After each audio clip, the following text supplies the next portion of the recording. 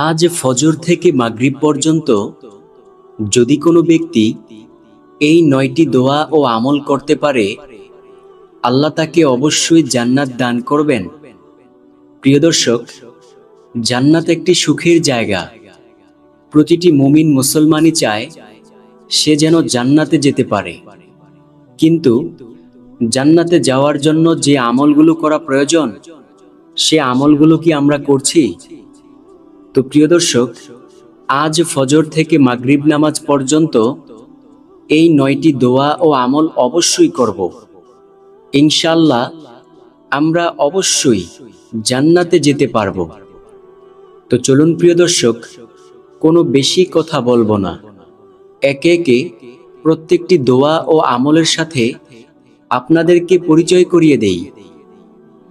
১ নম্বর যেই দোয়ার কথা বলবো, সেই দোয়াটি হলো, নবীজি সাল্লাল্লাহু আলাইহি ওয়াসাল্লাম সাহাবায়ে কেরামদেরকে বললেন, ও আমার সাহাবীরা, আমি কি তোমাদেরকে এমন একটি আমলের কথা বলবো, যেই আমল যদি তোমরা ১০০ বার করতে পারো, ওই দিন আল্লাহর আদালতে তোমাদের চেয়ে বেশি আমলকারী কেউ থাকবে না। সাহাবায়ে কেরাম তো ছিল আমলের জন্য পাগল পারা। সাহাবায়ে কেরাম রাদিয়াল্লাহু তাআলা আলাইহিম আজমাইন বললেন, ইয়া রাসূলুল্লাহ সাল্লাল্লাহু আলাইহি ওয়াসাল্লাম, বলুন কোন সেই আমল?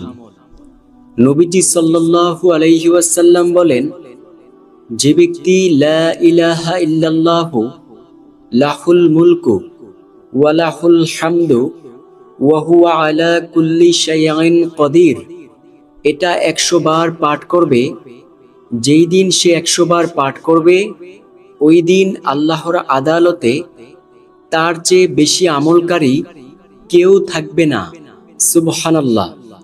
তাই আমরা বেশি বেশি পরিমাণে বলবো, লা ইলাহা ইল্লাল্লাহু লাহুল মুলকু ওয়া লাহুল হামদু ওয়া হুয়া আলা কুল্লি শাইইন কদির। আল্লাহ আমাদের আমলনামা সবচেয়ে বেশি দামি করে দেবেন ইনশাআল্লাহ। এছাড়াও যদি কোনো ব্যক্তি ১০০ বার এই দোয়াটা পাঠ করে, তাহলে আল্লাহ রাব্বুল আলামিন ওই ব্যক্তির গুনাহগুলো ক্ষমা করে দিবেন, যদিও সেই গুনাহের পরিমাণ সমুদ্রের ফেনা রাশির সমতুল্য হয়ে থাকে। সুবহানাল্লাহ। তো প্রিয় দর্শক, এই আমল অবশ্যই করার চেষ্টা করব। দ্বিতীয় নম্বরে যেই আমলের কথা বলবো, সেই আমলটি হলো, নবীজি সাল্লাল্লাহু আলাইহি ওয়াসাল্লামের সামনে একজন এতিম বসা ছিলেন। নবীজি সাল্লাল্লাহু আলাইহি ওয়াসাল্লাম ওই এতিমের মাথায় একটু হাত বুলাইলেন। সাহাবায়ে কেরাম প্রশ্ন করলেন, ইয়া রাসূলুল্লাহ সাল্লাল্লাহু আলাইহি ওয়াসাল্লাম, আপনি এই যে এতিমের মাথায় হাত বুলাইলেন, এতে করে আপনি কেমন সওয়াবের ভাগীদার হবেন? নবীজি সাল্লাল্লাহু আলাইহি ওয়াসাল্লাম বলেন, ও আমার সাহাবীরা শোনো, এই যে আমি এতিমকে কাছে পাওয়ার পর এতিমের মাথায় একটু হাত বুলিয়ে দিলাম, শোনো, এই হাতের নিচে যতগুলো চুল ছিল, সেই সমপরিমাণ সওয়াব আল্লাহ আমার আমলনামায় দিয়ে দিয়েছেন। সুবহানাল্লাহ। তোমরাও যদি কোনো এতিমকে কাছে পাও, ওই এতিমের মাথায় একটু হাতটা বুলিয়ে দিও। ওই হাতের নিচে যতগুলো চুল থাকবে, তত পরিমাণ সওয়াব আল্লাহ তোমাদের আমলনামায় দিয়ে দিবেন। সুবহানাল্লাহ। তো প্রিয় দর্শক, এই আমলটিও করার চেষ্টা করব ইনশাআল্লাহ। আমরা যখনই কোনো এতিমকে কাছে পাইব, এতিমের মাথায় একটু হাত বুলিয়ে দিব। ওই হাতের নিচে যতগুলো চুল থাকবে, তত পরিমাণ সওয়াব আল্লাহ আমাদের আমলনামায় দিয়ে দিবেন। প্রিয় দর্শক, নবীজি এতিমকে অনেক ভালোবাসতেন, কারণ আমাদের মায়ার নবী সাল্লাল্লাহু আলাইহি ওয়াসাল্লামও ছিলেন এতিম। তাই তিনি এতিমকে অনেক বেশি ভালোবাসতেন। নবীজি সাল্লাল্লাহু আলাইহি ওয়াসাল্লামের পিতা জন্মের ৬ মাস পূর্বেই দুনিয়া থেকে বিদায় নিয়ে গেছেন। তো যেহেতু তিনি পিতাহারা, তাই তিনি এতিমকে অনেক ভালোবাসতেন। জন্মের 6 বছর পর ওনার মা আমেনা দুনিয়া ছেড়ে চলে গিয়েছেন। নবীজি পুরো এতিম হয়ে সারাটা জিন্দেগি কাটিয়েছেন। প্রিয় দর্শক, নবীজি এতিমের মর্ম বুঝেছেন, তাই তিনি এতিমকে অনেক বেশি ভালোবেসেছেন। তাই আমরাও এতিমকে ভালোবাসার চেষ্টা করব ইনশাআল্লাহ। তৃতীয় নাম্বার, যেই দোয়ার কথা বলবো সেই দোয়াটিও দামি একটি দোয়া।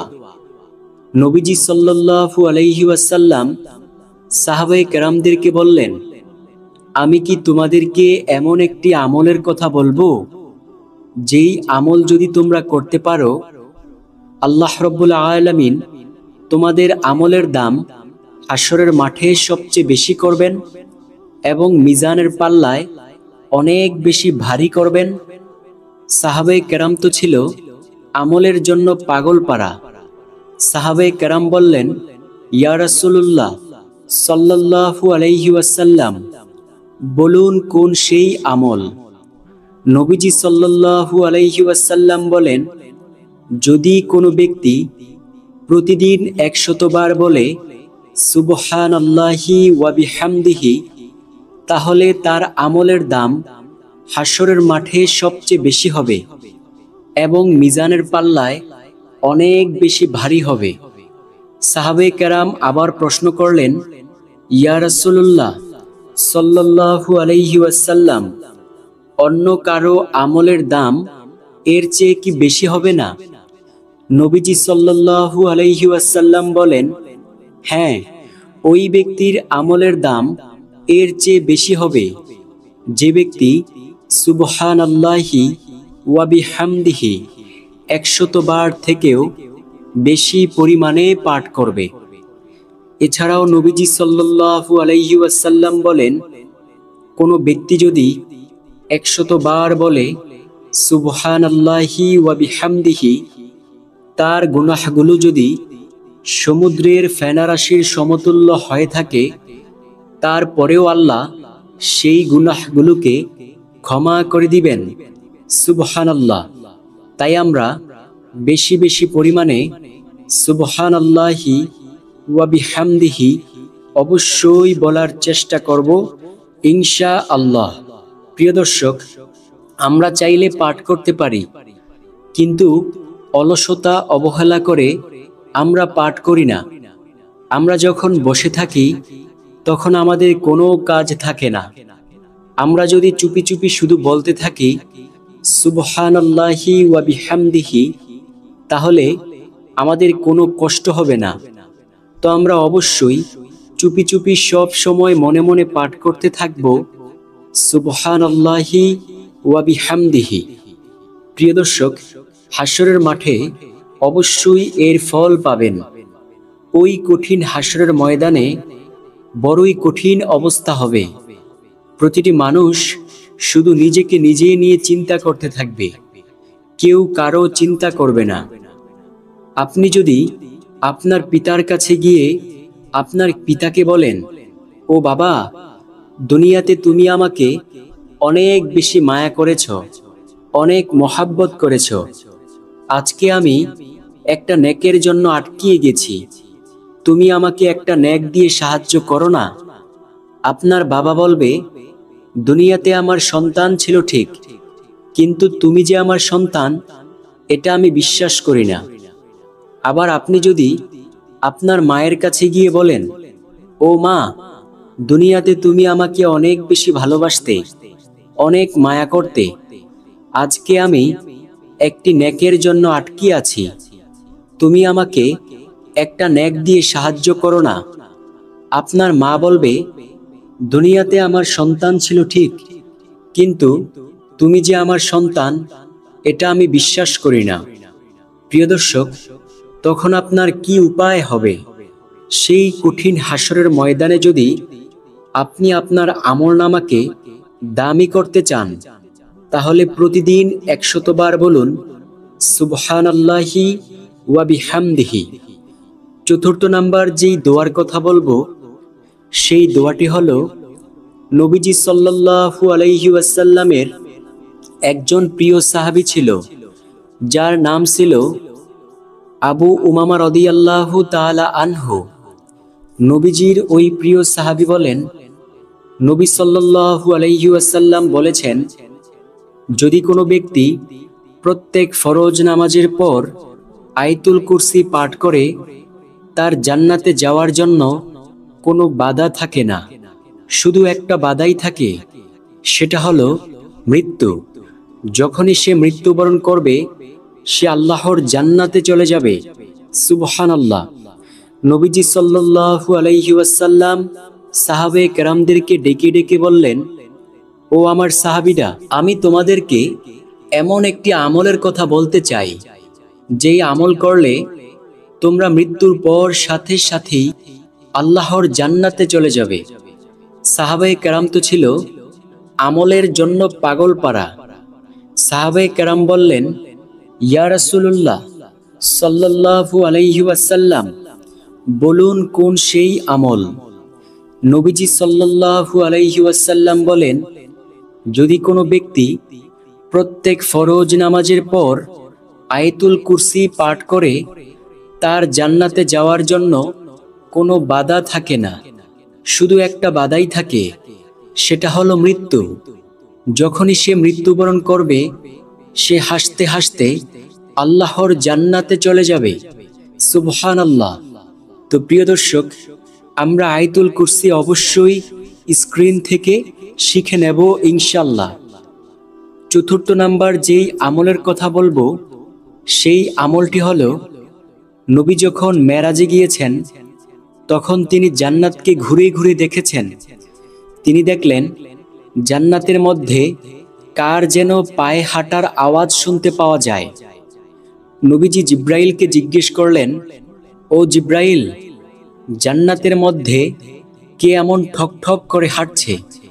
জিব্রাইল আলাইহিস সালাম বলেন, ও নবী, এটা আপনার আদরের প্রিয় সাহাবী বেলাল রাদিয়াল্লাহু তাআলা আনহুর পায়ে হাঁটার আওয়াজ। নবীজি সাল্লাল্লাহু আলাইহি ওয়াসাল্লাম বলেন, কি বেলাল? বেলাল কি এমন আমল করেছে যে আমলের কারণে আল্লাহ তাকে এমন মর্যাদা দিয়েছেন? নবীজি যখন দুনিয়ায় আসলেন, বেলাল রাদিয়াল্লাহু তাআলা আনহুকে জিজ্ঞেস করলেন, ও বেলাল, কি এমন আমল করো যে আমলের কারণে আল্লাহ তোমাকে এমন মর্যাদা দিয়েছেন? বেলাল রাদিয়াল্লাহু তাআলা আনহু বলেন, ও নবী, আমি এমন কোনো আমল করি না, তবে একটি আমল আমি সব সময় করি। যখনই আমি সুযোগ পাই, ওযু করে মসজিদে গেলে 2 রাকাত তাহিয়াতুল ওযু সালাত আদায় করি। নবীজি সাল্লাল্লাহু আলাইহি ওয়াসাল্লাম বলেন, ও বেলাল, আল্লাহ তোমাকে এই আমলের বরকতে এমন মর্যাদা দিয়েছেন।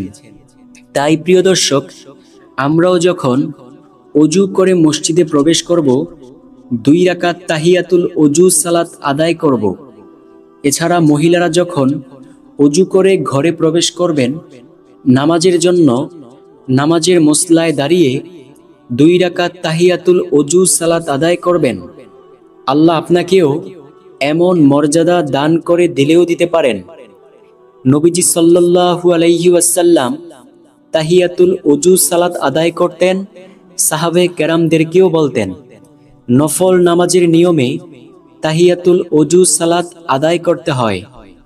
তারপরের 5ম নাম্বার যেই আমলের কথা বলবো, সেই আমলটি হলো, নবীজি সাল্লাল্লাহু আলাইহি ওয়াসাল্লাম বলেন, তোমরা যখনই সুযোগ পাইবা আজান দিবা।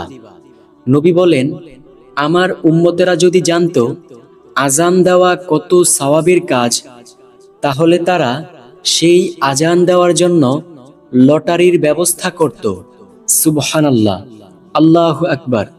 নবীজি বলেন, যে ব্যক্তি একটানা 12 বছর যাবত আজান দেওয়ার কাজে নিয়োজিত থাকে, রব্বুল আলামিন তার জন্য জান্নাতকে অবধারিত করবেন। সুবহানাল্লাহ। হাশরের ময়দানে মুয়াজ্জিনের গলা সবচেয়ে লম্বা হবে। দূর থেকে মানুষগুলো দেখে শুধু ঈর্ষা করতে থাকবে আর বলতে থাকবে, ইস, আমরাও যদি দুনিয়ায় আজান দিতাম, তাহলে তো আজকে আমরাও এমন মর্যাদার অধিকারী হতে পারতাম। নবীজি সাল্লাল্লাহু আলাইহি ওয়াসাল্লাম বলেন, মুয়াজ্জিন সাহেব যা বলে তোমরাও তা বলো। মুয়াজ্জিন যেই সওয়াব পাবে তোমরাও তার সমপরিমাণ সওয়াব পেয়ে যাইবে। প্রিয় দর্শক, চলুন জেনে নেই মুয়াজ্জিন কেমন সওয়াব পায়। নবীজি সাল্লাল্লাহু আলাইহি ওয়াসাল্লাম বলেন, মুয়াজ্জিন যখন আজান দেয়, আজানের আওয়াজ যত দূর পর্যন্ত যায় তত দূর পর্যন্ত তাকে ক্ষমা করে দেওয়া হয়, এবং যত পাকপাখালি, গাছগাছালি, পশু পাখি যারাই শুনুক না কেন সবাই তার জন্য শুধু মাগফিরাতের দোয়া করতে থাকে। সুবহানাল্লাহ। তাই আমরা বেশি বেশি পরিমাণে আজানের জবাব দিব, অথবা সুযোগ পাইলে আজান দেব ইনশাআল্লাহ। প্রিয় দর্শক, নবী বলেন, যে ব্যক্তি একটানা 12 বছর যাবত আজান দেওয়ার কাজে নিয়োজিত থাকবে, আল্লাহ তাকে অবশ্যই জান্নাত দান করবেন। 6 নাম্বার যেই দোয়ার কথা বলবো সেই দোয়াটি হলো, একটি ইস্তেগফার পাঠ করবেন। আর সেই ইস্তেগফারটি হলো, রব্বানা ফাগফির লানা যুনুবানা ওয়া কাফির আন্না সাইয়্যাতিনা ওয়া তাওয়াফানা মাআল আবরার। প্রিয় দর্শক, নবী বলেন, যে ব্যক্তি ইস্তেগফারের আমল করে আল্লাহ তার বিপদ আপদ, বালা মুসিবত দূর করে দেন, গায়বী খাজানা থেকে রিজিক দিয়ে তাকে সাহায্য করেন, রব্বুল আলামিন তার গুনাহগুলো ক্ষমা করে দেন। সুবহানাল্লাহ। তাই প্রিয় দর্শক, বেশি বেশি পরিমাণে ইস্তেগফারের আমল করব। নবীজি বলেন, ও আমার উম্মতেরা, তোমরা যদি গুনাহের কাজ করে আল্লাহর কাছে গুনাহের জন্য ক্ষমা না চাইতে, তাহলে আল্লাহ এই দুনিয়া থেকে তোমাদেরকে উঠিয়ে নিয়ে যেত। বিনিময়ে এমন একদল জাতি প্রেরণ করত যারা গুনাহের কাজও করত, আবার সাথে সাথে আল্লাহর কাছে ক্ষমাও চাইত। সুবহানাল্লাহ। তাই আমরা বেশি বেশি পরিমাণে এই আমল করার চেষ্টা করব ইনশাআল্লাহ। তারপরে 7 নাম্বার যেই দোয়ার কথা বলবো সেই দোয়াটি হলো, রদিতু বিল্লাহি রাব্বা ওয়া বিল ইসলামি দীনা ওয়া বি মুহাম্মাদিন সাল্লাল্লাহু আলাইহি ওয়াসাল্লামা নাবিয়্যা ওয়া রাসূলা বলা। নবীজি সাল্লাল্লাহু আলাইহি ওয়াসাল্লাম বলেন, যে ব্যক্তি বলবে রদিতু বিল্লাহি রাব্বা, আমি আল্লাহ তাআলাকে রব হিসেবে, ওয়া বিল ইসলামি দীনা, ইসলামকে ধর্ম হিসেবে, ওয়া বি মুহাম্মাদিন সাল্লাল্লাহু আলাইহি ওয়াসাল্লামা নাবিয়্যা ওয়া রাসূলা, নবী মুহাম্মদ সাল্লাল্লাহু আলাইহি ওয়াসাল্লামকে নবী ও রাসূল হিসেবে পেয়ে সন্তুষ্ট, যে ব্যক্তি এই কথা বলতে পারবে, আল্লাহ তার জন্য জান্নাতকে অবধারিত করে দিবেন। সুবহানাল্লাহ। তাই আমরা বেশি বেশি পরিমাণে এই আমলটিও করার চেষ্টা করব। 8 নাম্বার যেই আমলের কথা বলবো, নবীজি বলেন, সব সময় সত্য কথা বলবে। শোনো, সত্য কথা মানুষকে উপরে তুলে দেয়। সত্যবাদিতা মানুষকে তাকওয়া দান করে, আর তাকওয়া মানুষকে জান্নাতের পথে পরিচালিত করে। সুবহানাল্লাহ, আল্লাহু আকবার। তাই প্রিয় দর্শক, সব সময় সত্য কথা বলার চেষ্টা করব। সর্বশেষ নাম্বার যেই আমলের কথা বলবো সেই আমলটি করলে আপনি কোটি টাকার মালিক হতে পারবেন। এক সাহাবী নবীর দরবারে গিয়ে বলল, ইয়া রাসূলুল্লাহ, আমার ঘরে অনেক অভাব, আপনি আমাকে এমন একটি আমলের কথা বলুন না, যে আমল করলে আমি আমার অভাব দূর করতে পারবো। নবীজি সাল্লাল্লাহু আলাইহি ওয়াসাল্লাম বলেন, শোনো, তুমি যখন ঘরে প্রবেশ করবে সালাম দিয়ে ঘরে প্রবেশ করিও ও সূরাতুল ইখলাস পাঠ করে ঘরে প্রবেশ করিও, দেখবে তোমার ঘর থেকে দারিদ্রতা দূর হয়ে যাবে। ওই সাহাবী কিছুদিন পর্যন্ত আমলটি করার ফলে দেখা গেল তার আর কোনো দারিদ্রতা রইল না। তো প্রিয় দর্শক, এই 9টি দোয়া ও আমল ফজর ও মাগরিব নামাজের পর বেশি বেশি করার চেষ্টা করব। আল্লাহ আমাদেরকে সেই তৌফিক দান করুক।